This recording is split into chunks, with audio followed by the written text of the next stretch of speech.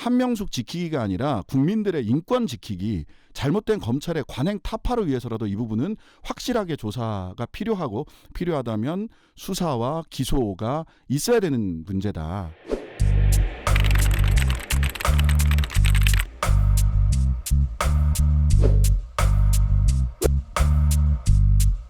네, 안녕하세요. 정치인싸 패널이자 한명숙 전 총리 사건에서 본인이 모해 위증 교사를 검찰로부터 받았다라고 주장하고 있는 죄수 H의 대리인 신장식 변호사입니다.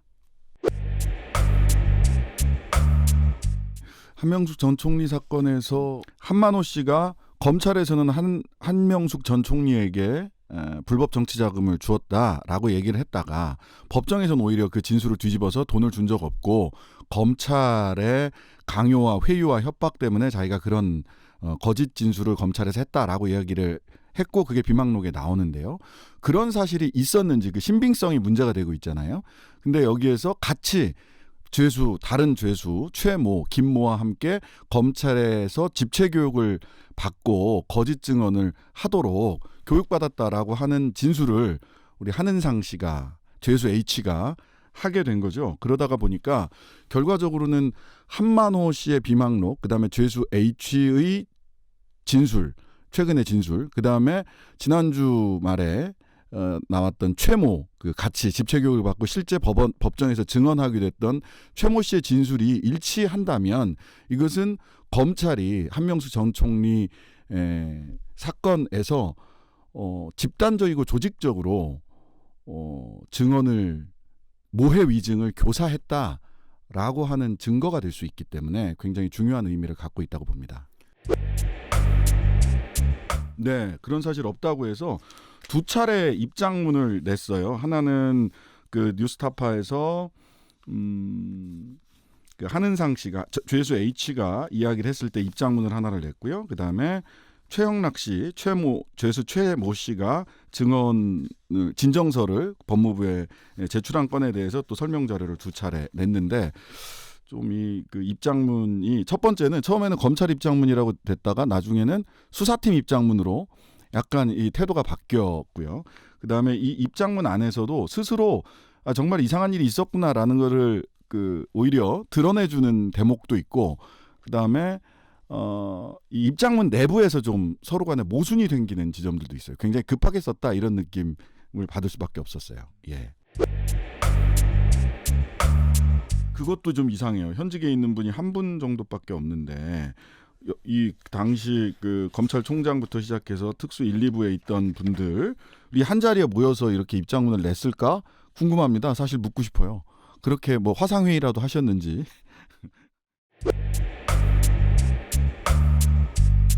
아니요, 그렇지 않습니다. 2017년 12월경에 법무부에 거의 동일한 내용으로 진정서를 접수를 한 적이 있어요. 그래서 법무부에서 대검으로 이 사건을 보냈고 진정 내용에 대해서 뭐 조사해봐라. 그다음에 이거를 서울중앙지검에 보냈습니다. 서울중앙지검에 보냈는데 공남종결이라는 걸 했어요. 당시 김영일 특수부 부부장 검사가 공남종결을 해서 공남종결이라는 게 뭐 구체적인 사실관계가 드러나지 않고 뭐 혐의가 전혀 없다. 그러니까 말이 안 된다. 이런 취지예요. 그래서 공남종결됐던 사안입니다. 예, 그래서 죄수 H로서는 그 당시에 굉장히 좀 검찰이나 법무부에 대해서 좀 실망감을 가졌고 이제 다시 한번 이제 뭐 그때는 물론 뭐 정권이 바뀐 이후이긴 했습니다만은 이번에 다시 한번 공수처도 이제 발족을 앞두고 있고 해서 다시 한번 진실을 좀 밝혀야 되겠다라는 취지로 고발을 준비하고 있습니다. 우선 시기상 특히나 야권이나 보수 야권이나 이런 쪽에서는 그 총선 지나고 나니까 힘자랑하려고 하는 거 아니냐 이제 이런 식으로 접근을 하시는데 이건 시기가 전혀 달라요. 우선 그 죄수 H 같은 경우는 작년 초겨울 정도부터 뉴스타파에서 취재를 하면서 저희들도 뉴스타파를 통해서 만나게 됐고 저희 법무법인에서도 만나게 됐고 그때부터 꾸준히 준비를 해서 이 시기에 취재가 완결되면서 이 시기에 나온 거고 뉴스타파는 그 이전에도 검사와 죄수와 검사 시리즈를 쭉 해왔거든요. 그 연장선에 있었던 거고 저희들도 최근에 알았지만 죄수 최모 씨 이분 같은 경우는 실은 죄수 H와 전혀 그 접촉이 없어요. 지금 접촉이 없었고 이분이 법무부에 진정서를 낸 시점이 4월 7일이거든요. 그러니까 총선이 전입니다. 총선 투표가 있기 전이에요. 그러니까 저희들도 깜짝 놀랐는데 우연치 않게 시기가 지금 이렇게 겹쳐서 드러나고 있는 것이지 사실 취재와 진정서 제출은 이미 총선 이전에 시작이 된 것이고요. 그다음에 이분들의 신빙성, 지금 현재 죄수이기 때문에 신빙성이 낮다는 이야기 하실 수전이 있다고 생각을 해요. 근데 다만 한 가지는 검찰이 그때 그러면 죄수 최 씨를 왜 증인으로 불렀느냐. 검찰도 신빙할 수 없다. 라고 생각을 했다면 죄수 최 씨를 그렇게 불러서 증언을 들을 이유가 없었겠죠. 그다음에 두 번째로는 이분들이 지금 동기가 없어요. 그러니까 이 검찰의 그러니까 특별히 개인적인 동기, 개인적으로 어떤 이득을 취하겠다는 동기가 따로 없어요. H도 그렇고 최 씨도 그렇고 실제로 이미 복역을 하고 있는 상태고 이것을 지금 진실을 이야기하는 것을 통해서 자기가 얻을 수 있는 개인적 이익이 없어요. 오직 제가 그 H를 통해서 확인한 바로는 크게 보면 두 가지 동기인데 하나는 한명숙 씨한테 너무 미안하다는 거예요. 너무 미안하다라는 게 첫 번째고 두 번째로는 검찰의 행태를 묵과할 수 없다. 이게 사회 정의를 세우라고 국민들이 세금을 주고 있는데 실은 죄 없는 사람을 올감해서 집체교육까지 시켜서 거짓 증언을 교사해서 이렇게까지 한 사람을 이렇게 아주 나쁜 사람으로 몰아버리는 이런 행태는 본인이 더 이상 용납할 수 없다라고 하는 생각이 굉장히 강합니다. 예.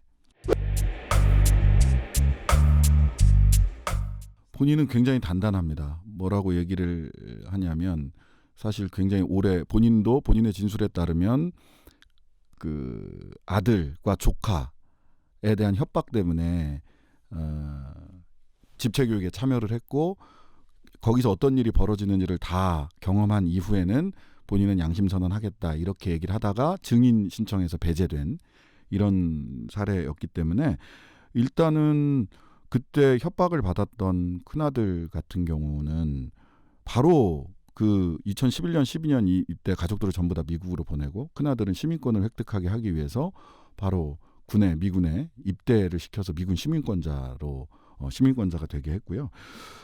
그래서 이제 가족들이 더 이상 협박당하지 않게 하겠다라고 하는 굉장히 긴 시간 동안 준비를 하신 거죠. 그리고 이렇게 편지에다가 쓰셨더라고요. 누군가는 계란으로 바위치기라고 할 수도 있다. 검찰이 워낙 강한 권력이기 때문에. 그러나 계란으로 바위치기라도 해보겠다.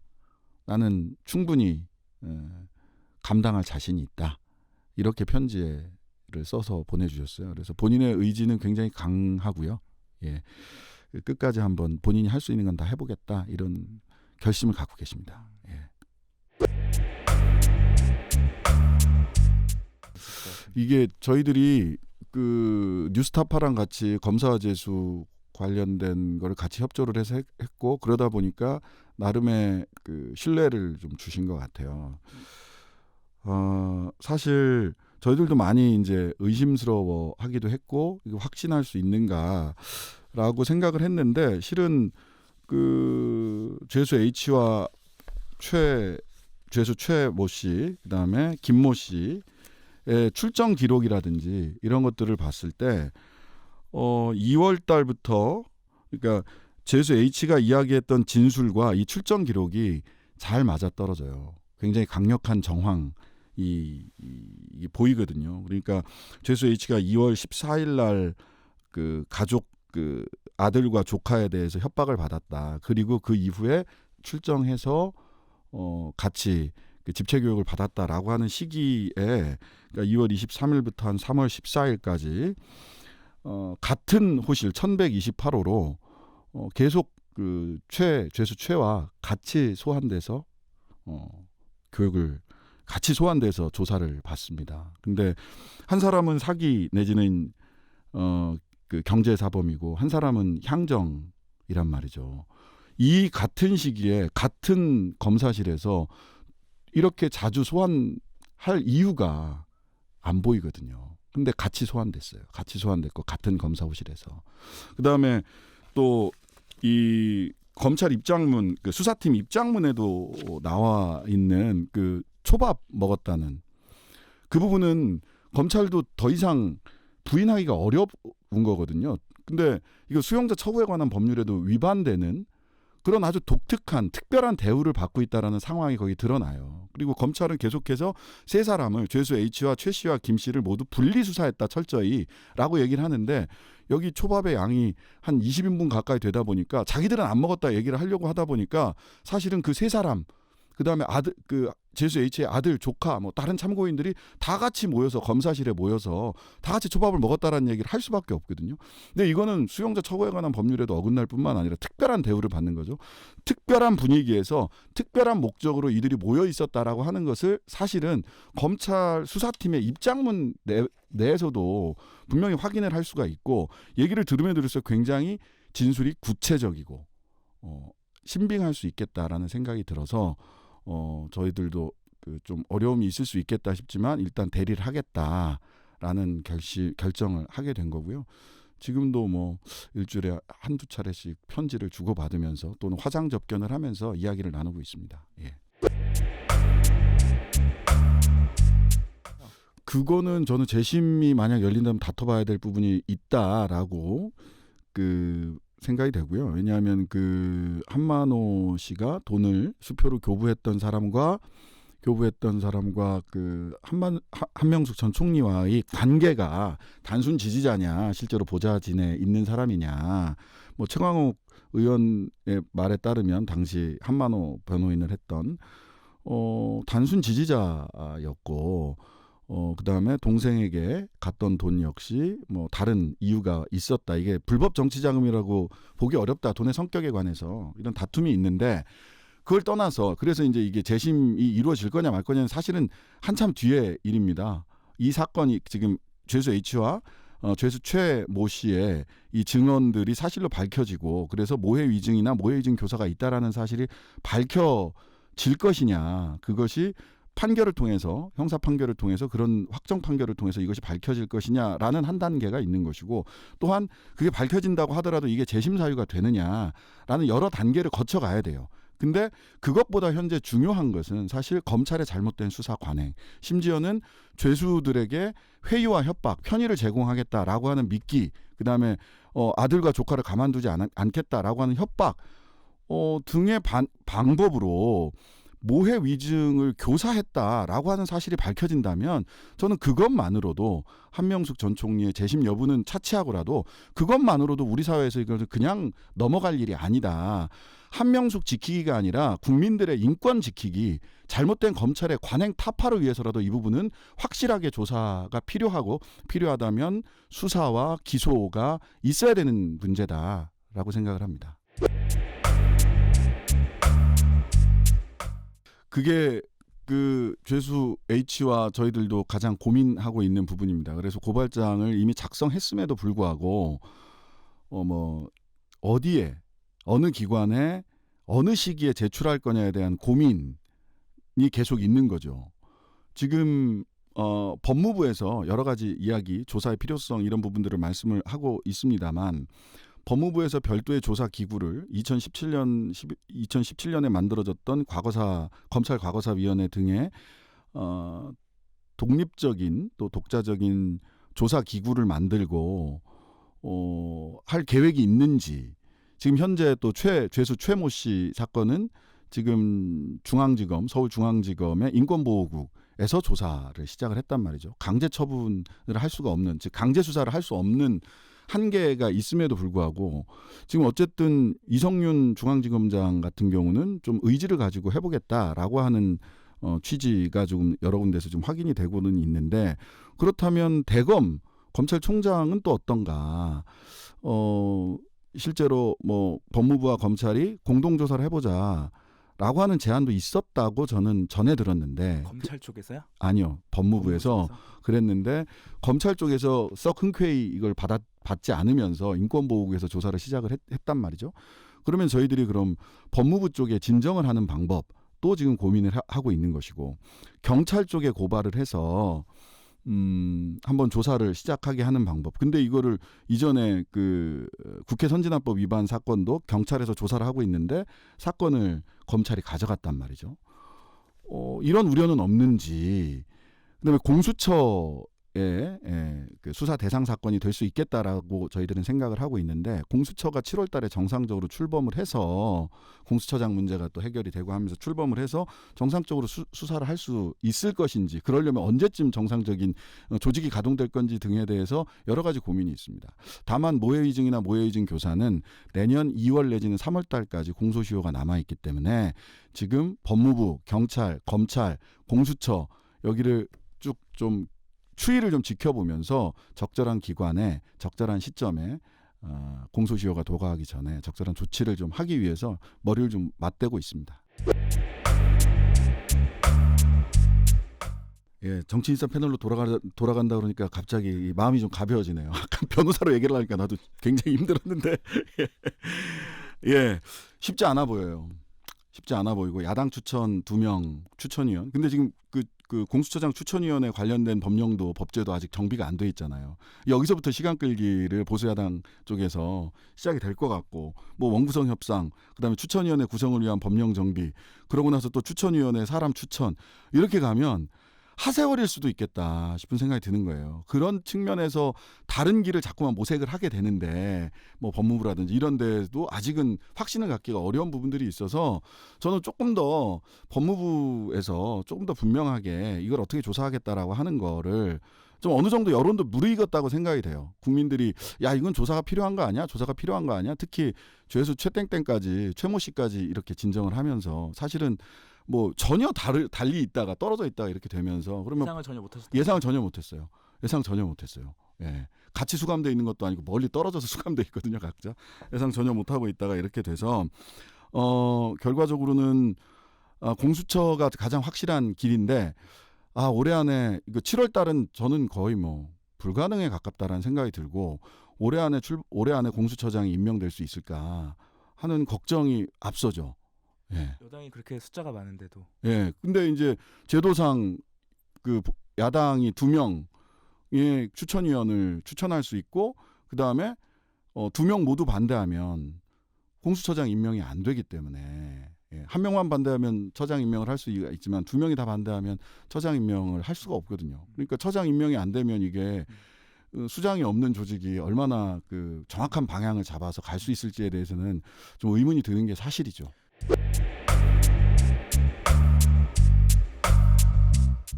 그러면은 그러니까 저는 공수처가 한명숙 사건을 재조사하는 게 아니란 말이에요. 예. 공수처는 검찰이 자신의 직권을 남용하거나 또는 직위를 이용해서 모해 위증을 교사하는 범죄를 저질렀느냐 이걸 찾으라는 겁니다. 이걸 찾아내는 것을 목표로 한다면 이건 정치적 한명숙 전 총리의 재심 여부는 그건 한 전 총리가 본인도 결심을 해야 되는 게 1차적일 것이고 그다음에 이게 재심 사유가 되는가에 대해서는 법률상의 다툼도 있거든요. 그 다음 문제예요. 그렇기 때문에 누가 공수처장이 된다고 하더라도 이런 경찰의 직권남용 내지는 직위를 이용한 범죄, 조직적 범죄에 대해서는 단호하게 대응을 해야 되고 그렇지 않으면 공수처 뭐하러 만들겠습니까 사실.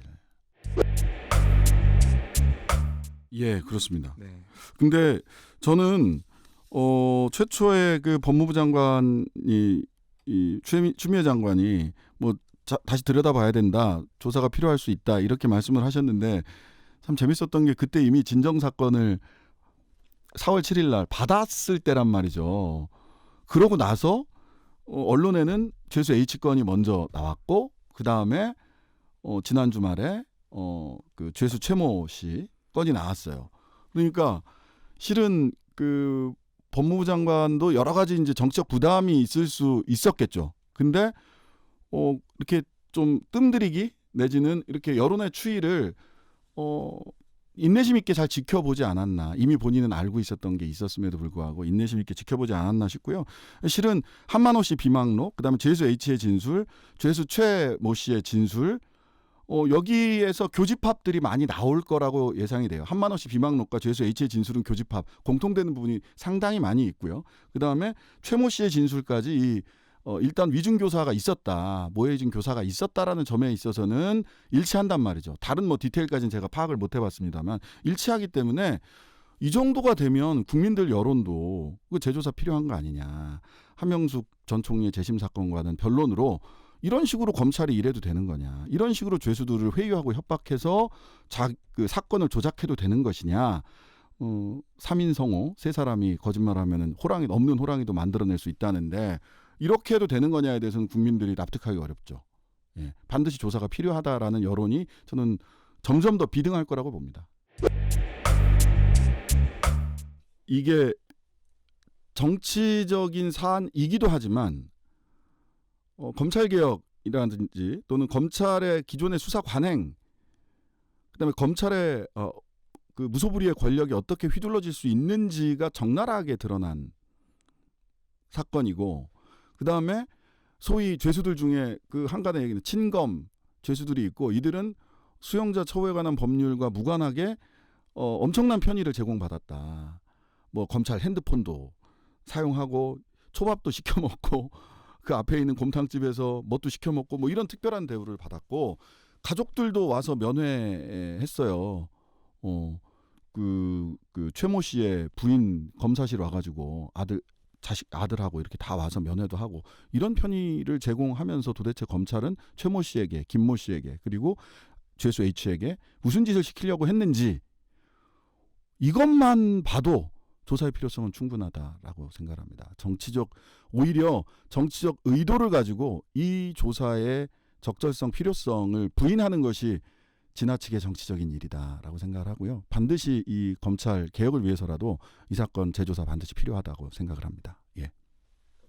네. 김모 씨는 아직 못 찾았죠? 네. 네. 그렇군요. 네, 알겠습니다.